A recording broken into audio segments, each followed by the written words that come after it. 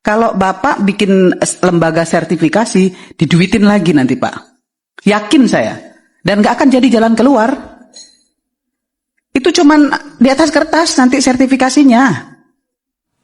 Kan kita bisa lihat contoh bagaimana sertifikasi yang terjadi di Kementerian Tenaga Kerja. Yang si Noel itu masuk KPK itu loh. Itu karena sertifikasi di sana banyak banget. Dan gak ada gunanya. Cuma di atas kertas itu Pak.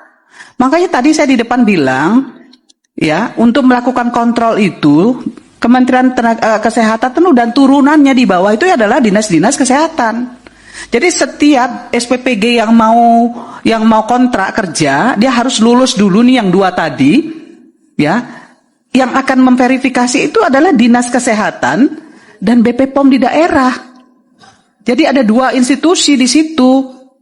Jadi nggak main-main ini, nggak cuman kertas sertifikasi. Kalau itu yang Bapak lakukan lagi, ambrol lagi. Yakin Pak? Makanya tadi di awal kan saya ngomong begitu tadi. Ya. Makanya saya bilang lagi tadi, dananya harus disiapkan. Nggak boleh juga nanti Kementerian Kesehatan dan turunannya di bawah itu, BP POM dan turunannya di bawah itu nggak ada anggarannya untuk melakukan itu. Nanti sertifikat itu dijual belikan Pak. Saya tahu, Bapak harus tahu ya. Sertifikat higienis itu dijual antara 5 sampai 10 juta per lembar untuk satu sertifikasi higienis. Nah, apa itu yang mau Bapak lakukan? Bapak dipecat presiden saya yakin. Kenapa? Karena pasti akan keracunan lagi nih nanti anak-anak ini. Pasti akan ada yang keracunan lagi. Tapi kalau terjadi yang seperti Pak Edi bilang tadi, ada kontrol silang, ya, di sertifikasi itu, di situ ada orangnya Kementerian Kesehatan, di situ ada orangnya BP POM, nggak akan main-main. Gitu. Dan nanti tanggung jawabnya juga akan ke mereka berdua ini. Tapi jangan cuma tanggung jawabnya, duitnya juga dikasih. Anggarannya juga dikasih, jangan cuma kerjaan aja yang dikasih. Kementerian Kesehatan dan BP POM. Kan anggaran BGN luar biasa besar. Harus mengalir lah ya, untuk bisa mempertanggungjawabkan apa yang sudah diamanahkan Presiden untuk mengamankan MBG ini untuk anak-anak Indonesia, gitu loh maksudnya.